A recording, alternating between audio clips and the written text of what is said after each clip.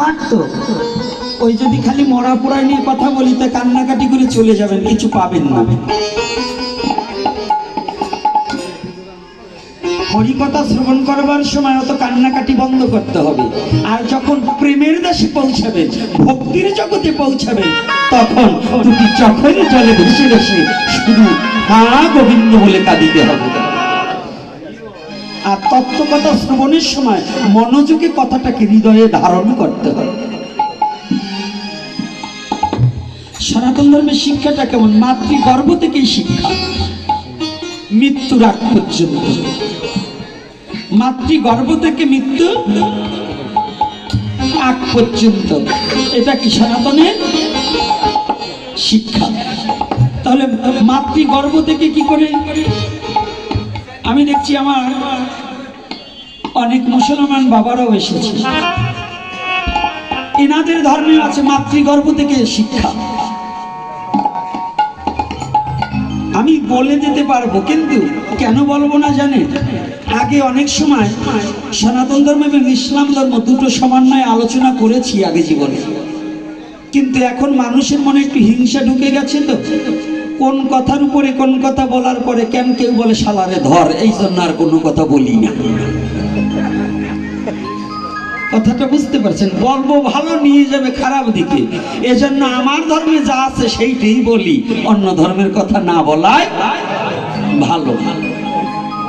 কথাটা বুঝতে পারছেন? এক সময় বলছি, কারণ তখন একটা প্রীতির বন্ধন ছিল, সবাই ভালোবাসার মধ্যে ছিল।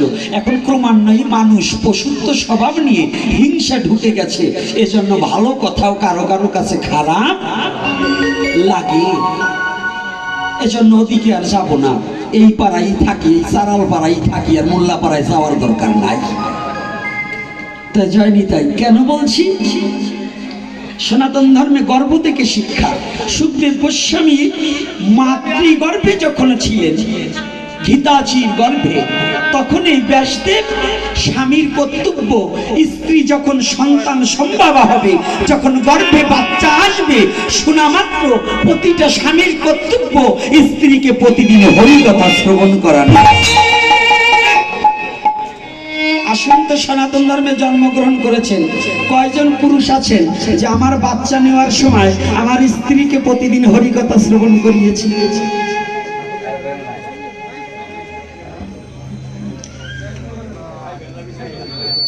রাধে রাধে। কি কথাটা কি মিথ্যা বলছি না সত্য? ভাগবতের সাথে যুক্তি আছে কিনা? ভাগবতের কথার বাইরা বলছি, এটা ভাগবতের বাইরা। তাহলে আমরা যে মুখে মুখে সনাতনী, আদতেও কি সনাতন ধর্ম মানি? মিথ্যা কথা। জানিও না, মানিও না। জানলে মানতাম, আর মানলে জানতাম, জানার চেষ্টাও করি।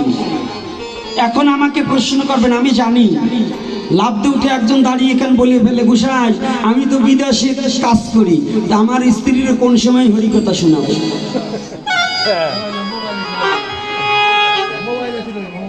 আচ্ছা, বিদেশে থাকলে হরিকথা বন্ধ থাকে না। স্ত্রীকে ফোনে হ্যালো তুমি কেমন আছো এটা না বলে যদি বলো জয় শ্রী রাধে, জয় নিতাই গৌর হরি বল, হরে কৃষ্ণ বলা যায় না? একবার হলেও তো তার কানে ভগবানের নামটা পৌঁছিয়ে যাবে কিনা? আচ্ছা, বাড়িতে যারা থাকবে, ওই মা যদি ভালো হয়, প্রতিদিন আর একজনের কাছে হরিকথা সাধন করবে, করা যায় না? তাহলে কি হলো?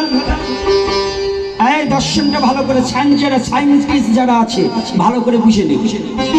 মা খেলে যদি সন্তান গর্ভে থাকলে, সন্তান যদি অপুষ্টি থাকে, ওইটা যদি মা খাদ্য খেলে যদি সন্তান পুষ্টি পায়, তাহলে মা শুনলে সন্তানেরও শোনা। এজন্য আস্তে ছোট ছোট সাউন্ডটা একটু বেশি।